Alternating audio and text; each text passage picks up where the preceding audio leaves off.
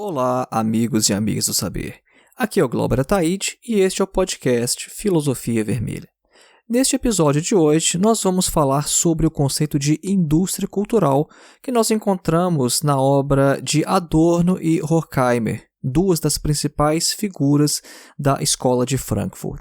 Nós vamos examinar o que é exatamente a indústria cultural e também desfazer alguns mal-entendidos. Porque quando a gente fala assim, indústria cultural, a gente associa indústria com os processos industriais nas grandes fábricas, e a gente imagina então que a indústria cultural tem a ver com a reprodução em massa dos bens culturais. Só que não é exatamente isso que caracteriza a indústria cultural. Um exemplo, eu acho que pode haver pouca dúvida, ou nenhuma talvez, de que a Paixão de São Mateus, do Bach, ou então a Nona Sinfonia de Beethoven, são obras de arte por excelência. E se nós fizermos CDs, centenas de milhares de cópias de CDs dessas obras, a gente vai estar transformando a Paixão de São Mateus de Bach em indústria cultural só porque ela foi produzida em série? A gente vai estar transformando a Nona Sinfonia de Beethoven em indústria cultural unicamente porque ela foi produzida numa fábrica de CDs? Nós vamos ver que não é exatamente isso que caracteriza a indústria cultural. Então, vamos lá, acompanhe.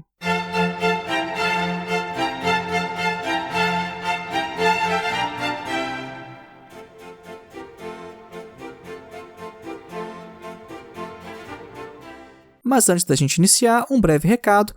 O nosso curso de Introdução à Filosofia já está disponível.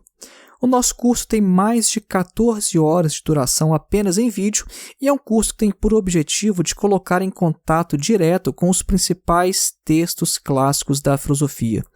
O curso vai começar desde ali os filósofos pré-socráticos, mostrando o início da filosofia no mundo antigo, vai passar pela Grécia Clássica, pelo período romano, pela Idade Média, período moderno, chegando à contemporaneidade, abordando filósofos como Wittgenstein e Sartre já no século XX. E o objetivo do curso é fazer com que você leia as fontes primárias da filosofia. Não é fazer com que você leia comentadores ou a literatura secundária. Nós temos os vídeos para explicar determinados conceitos, para preparar a sua leitura.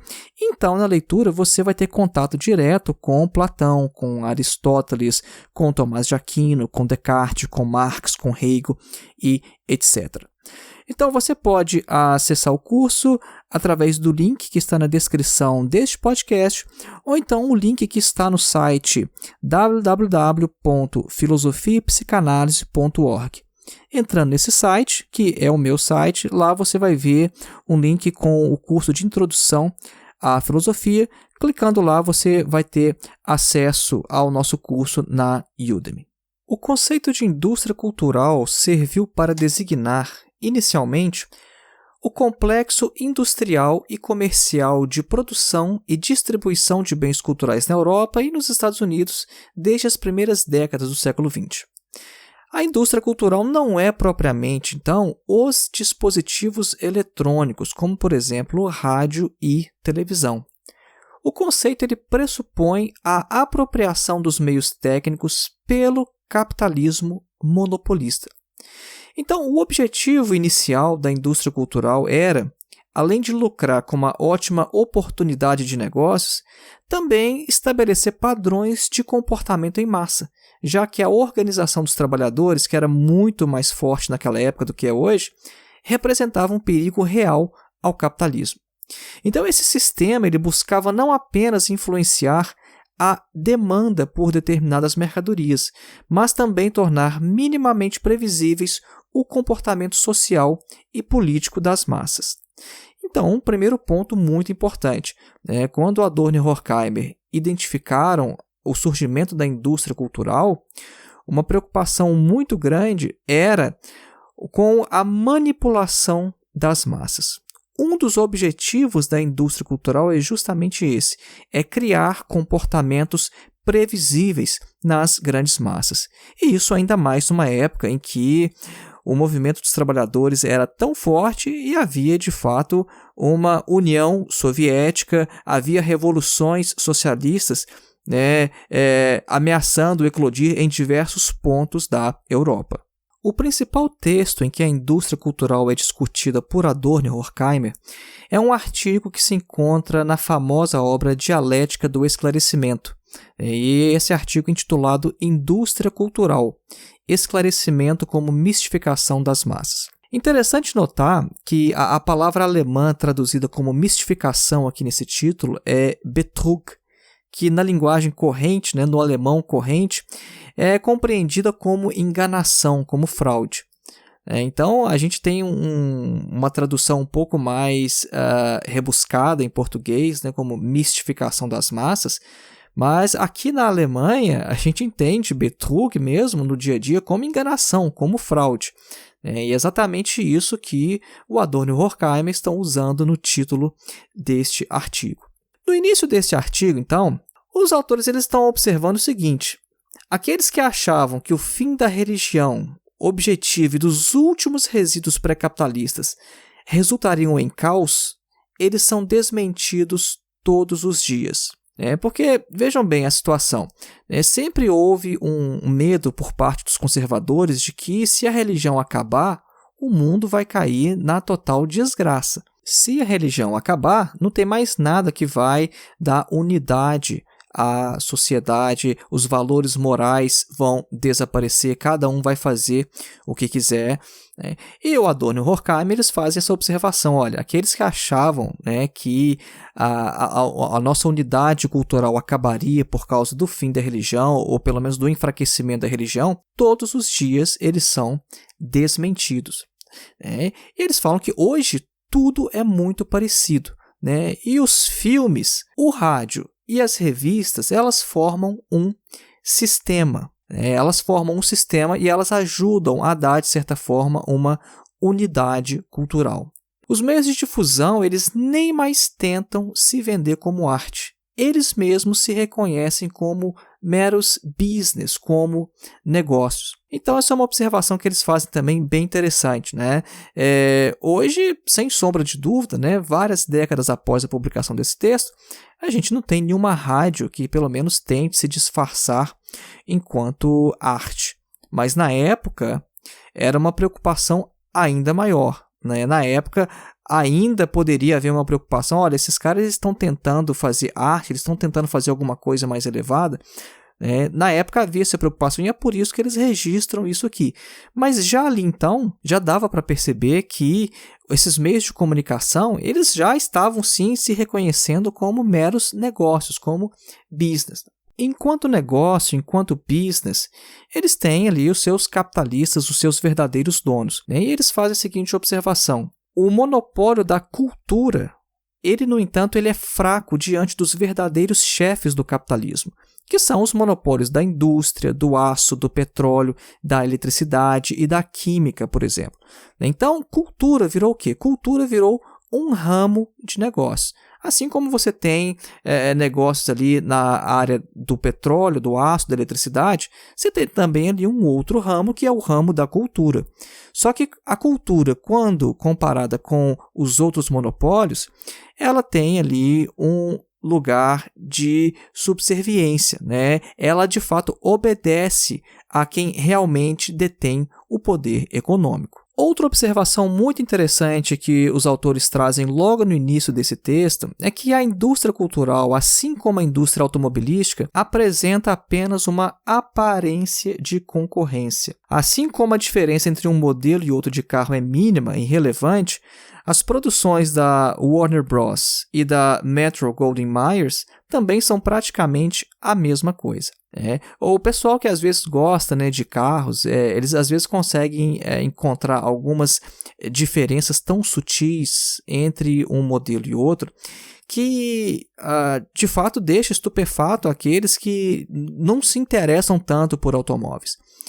Porque, num primeiro momento, a diferença entre os carros é mínima, e principalmente na época em que Adorno e Horkheimer estavam escrevendo este texto. Ainda hoje, a diferença ela é mínima, dependendo de alguns modelos. E eles fazem essa observação, que no campo da indústria cultural, a diferença ela também é mínima, quase que inexistente. E eles afirmam também que o mundo inteiro agora é visto pelas lentes da indústria cultural. Ou seja, a velha experiência que os telespectadores tinham ao sair do cinema, quando eles achavam que as ruas eram uma continuação do que eles tinham assistido, tudo isso se tornou agora o cânon da produção da indústria cultural. Porque era uma coisa interessante que naquela época, quando as pessoas saíam do cinema, elas passavam por uma experiência tão interessante, que era tão nova para elas, que quando elas saíam do cinema, ficavam ali imersos, absortos, ali por 1 hora, 1 hora e meia, dependendo do filme, e saíam às ruas depois de assistir um filme, eles se sentiam ainda dentro do filme. Eles eram completamente absorvidos por aquela experiência. Então achavam que a rua era uma continuação do cinema, que eles ainda, por exemplo, se tivessem assistido o King Kong, eles saíam do cinema achando que estavam ali, qualquer esquina apareceria o King Kong, porque achavam que ainda estavam dentro daquela experiência. Então eles estão fazendo aqui, o Adorno e Horkheimer, fazendo referência a essa experiência. Estão dizendo que agora o mundo inteiro é visto pelas lentes da indústria cultural. A sensação é de que os produtos da indústria cultural reproduzem exatamente o cotidiano, a vida como ela é. E é uma tendência que se acentuou até os extremos, de chegar a produções como Big Brother, por exemplo. Big Brother é um programa que não oferece nada mais do que a reprodução da vida cotidiana. Pessoas presas em uma casa fazendo exatamente as mesmas coisas que nós fazemos nas nossas. E já que nós tocamos nesse assunto, esse tipo de programa ainda apresenta uma outra característica da indústria cultural, que é a heroização do medíocre.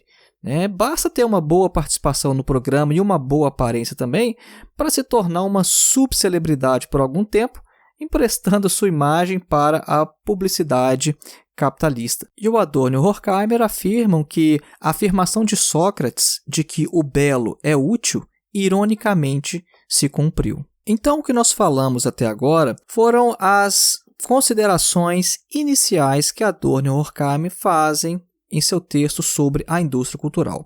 Agora nós vamos de fato entrar no que é a indústria cultural, quais são as suas principais características.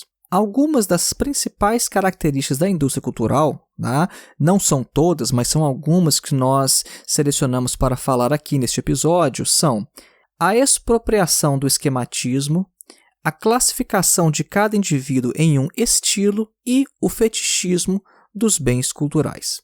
Então nós vamos falar brevemente sobre essas 3 características. Quanto ao primeiro item, a expropriação do esquematismo. Isso significa que a indústria cultural rouba dos indivíduos o esquematismo kantiano. Então, Adorno e Horkheimer estão fazendo referência aqui à filosofia de Immanuel Kant, com uma relação também à sua estética, principalmente. E o que quer dizer isso, então? Que a indústria cultural ela rouba o esquematismo dos indivíduos. Bom, é o seguinte, o Kant afirma que para formar o conhecimento, nós dependemos de 2 coisas. Aquilo que é dado pelos sentidos e aquilo que nós próprios oferecemos pelo intelecto. Para que haja uma interação entre esses 2 mundos tão distintos, ou seja, aquilo que é dado pelos sentidos e aquilo que nós oferecemos pelo intelecto, é necessário que haja uma terceira coisa que seja homogênea de um lado com a categoria e por outro com aquilo que aparece. Essa é uma característica marcante da filosofia de Kant. Nós formamos o conhecimento não só recebendo informações que vêm do mundo, ou seja, como se o conhecimento fosse uma coisa passiva. Ou seja, por exemplo, eu estou vendo aqui na minha frente uma janela, e uma epistemologia ingênua, antiga, vai achar que eu estou recebendo informações do mundo externo e é isso. A informação está vindo prontinha, eu estou como um receptor passivo. Kant não. Kant vai falar, olha, nós precisamos do que vem pela experiência, do que vem do mundo, do que nós recebemos através do sentido, mas nós também contribuímos para formar o conhecimento. O indivíduo, através do intelecto, ele forma o conhecimento a partir daquele material bruto que vem do mundo externo.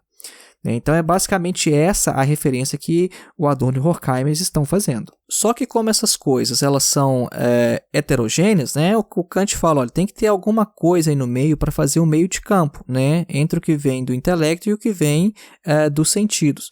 Né? E ele fala que essa representação mediadora ela tem que ser pura, vazia de todo o conteúdo empírico e, ao mesmo tempo, ela deve ser também intelectual, também perceptiva. Né? E tal representação é o que ele vai chamar de esquema transcendental. Essa concepção kantiana de esquematismo requer a atividade de uma forte subjetividade. Né? O que está pressuposto ali na obra de Kant é o sujeito do iluminismo, ou seja, o sujeito ele é capaz de fazer uma interpretação própria em relação às suas posições morais e também das percepções intelectuais mediadas que lhe dão suporte. A indústria cultural, então, ela expropria o esquematismo de forma que o elemento pessoal necessário para se ter uma posição própria, ele é substituído por uma atividade sugerida, praticamente imposta pelas agências da indústria cultural, uma espécie de chave para decodificar as suas mensagens. Ou seja, dizendo de outra forma, a indústria cultural ela fornece não apenas a obra, mas também a sua interpretação. E o Adorno e o Horkheimer afirmam, de forma irônica, que o esquematismo é o primeiro serviço que ela entrega ao cliente. Isso é uma coisa muito importante. Né? A indústria cultural, quando ela produz um filme, por exemplo, ela não quer que o indivíduo fique pensando sobre o significado daquele filme. Ela entrega o filme e também o significado do filme. Ela entrega uma música com uma determinada letra e também o significado daquela música. Essa atividade de interpretação, de construção do indivíduo é roubada pela indústria cultural. É uma coisa bem diferente do que acontece, por exemplo, no cinema artístico. Vamos pegar, por exemplo, aquele filme O Anjo Exterminador, do Luiz Buñuel. Eu adoro Luiz Buñuel, a fase surrealista dele principalmente. Neste filme, o Buñuel ele retrata um grupo de burgueses que está numa festa, na casa de um deles, e a festa acaba e, por alguma razão, ninguém consegue sair da sala onde eles estão e deixar a festa. E eles continuam ali e vão ficando, e os dias vão passando e ninguém consegue sair da sala. E por quê? Tem alguma coisa prendendo eles na sala? Não. Não tem nada que prende eles na sala, eles simplesmente não conseguem sair. É um filme surrealista, isso faz parte da questão surrealista.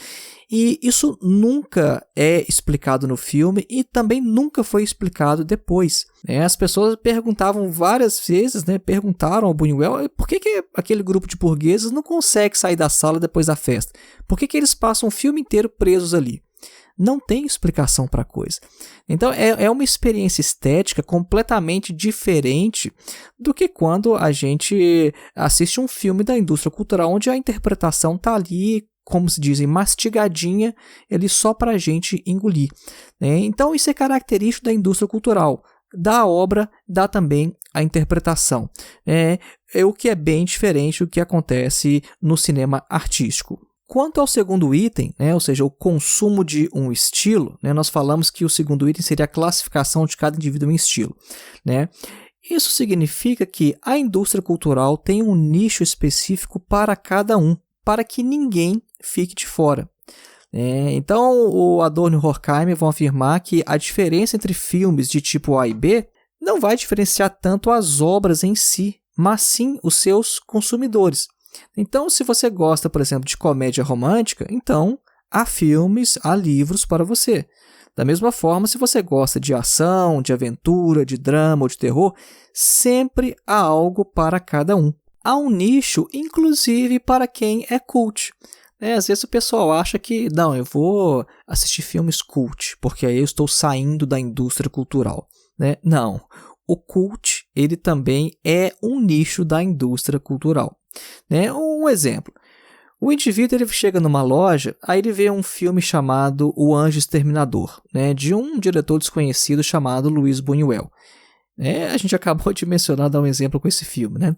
Então o indivíduo chega lá na loja, ele não conhece né? O Luiz Buñuel não sabe o que é Anjo Exterminador, então ele passa direto, né? Ele vê o filme, vê a capa, fala assim, filme antigo, em preto e branco, não parece muito interessante não. Só que aí ele olha para cima e vê que tem uma plaquinha ali e que esse filme está na seção de filmes cult. Aí ele muda a percepção, você, opa, então o Luiz Buñuel, o Anjo Exterminador, isso aqui está na seção de filmes cult, né? Então esse label, esse rótulo muda a percepção que ele tem sobre a obra, né? E aí ele pensa que o filme pode ser do seu gosto porque ele se considera cult. Então, esse exemplo aqui, né, essa historinha fictícia que eu contei, né, do indivíduo chegando e vendo o filme e só depois percebendo que o filme é cult, isso mostra mais ou menos como é que até este rótulo de cult, ele se enquadra na indústria cultural. Então, não é só ali comédia romântica e ação, thrillers, que são indústria cultural, né? Até o cult é um nicho da indústria cultural. Essa é uma forma de apropriação típica da indústria cultural.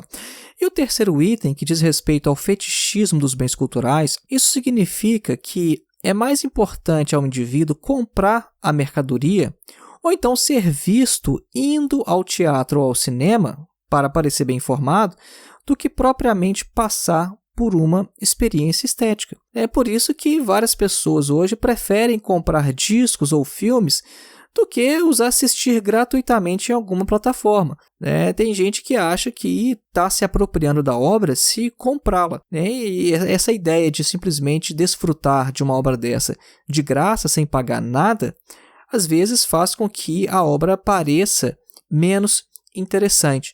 Então, o fetichismo, né, dos bens culturais, né, o fetichismo do consumo dos bens culturais, ele tem também essa característica, né? Às vezes é mais importante você comprar do que você de fato desfrutar daquilo. Então, encaminhando aqui para o final desse episódio, vamos dar então uma definição do que é a indústria cultural, porque no início, né, vou lembrar vocês, a gente falou sobre essa questão do Beethoven, do Bach, né, se a gente produzir os discos de Bach e Beethoven em série, isso seria indústria cultural.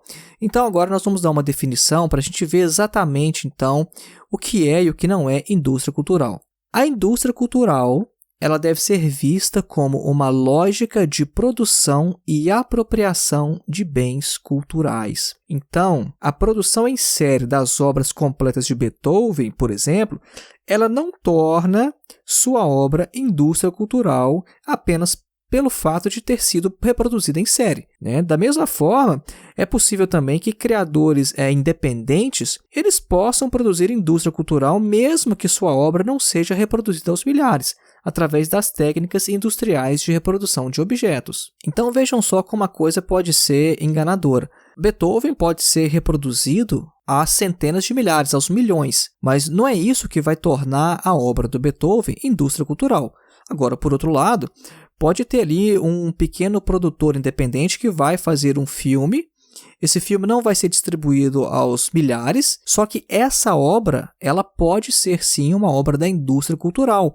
Por quê? Porque o que caracteriza a indústria cultural não é o fato da coisa ser vendida em série, ser produzida e vendida em série. Ou seja, é uma lógica de produção e apropriação dos bens culturais. Lógica de produção, a gente já viu, né, que o roubo do esquematismo, por exemplo, é uma característica da indústria cultural. Às vezes, um pequeno produtor independente ele vai fazer um filme que já vai fornecer a interpretação e, muito provavelmente, a gente não pode dizer que é só por isso, mas muito provavelmente, pegando o conjunto da obra, você vai ver que é uma indústria cultural, um produto da indústria cultural, né? Porque a coisa diz respeito à lógica de produção e também de apropriação. E por que apropriação?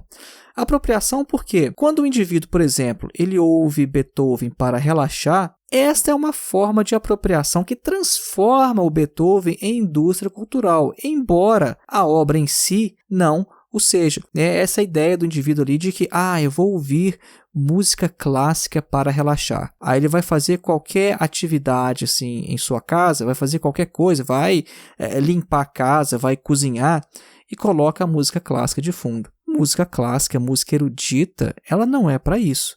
Ou então, quando você vai colocar uma música erudita para dar um ar cult no ambiente. Não, isso também é uma forma de apropriação dessas obras de arte, e essa forma de apropriação é característica da indústria cultural. A obra em si não é, mas essa forma de apropriação.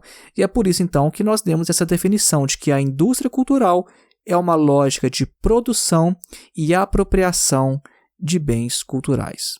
Bom, foi esse aí o nosso episódio de hoje. Se você ainda não conhece os outros episódios de nosso podcast, recomendo então que você escute, que você também compartilhe esse podcast com os seus amigos nas redes sociais e também visite o nosso canal no YouTube. No YouTube tem vários vídeos de vários temas, inclusive sobre a indústria cultural, tem um vídeo sobre isso lá também, embora aqui a gente tenha tido um pouco mais de tempo para conversar sobre o assunto, mas a apresentação que a gente faz aqui neste podcast e no canal no YouTube são diferentes. E lembrando também do nosso curso na Udemy, nosso curso de filosofia está lá. Se você ainda não é inscrito, faça hoje a sua inscrição. Um grande abraço e até o próximo episódio.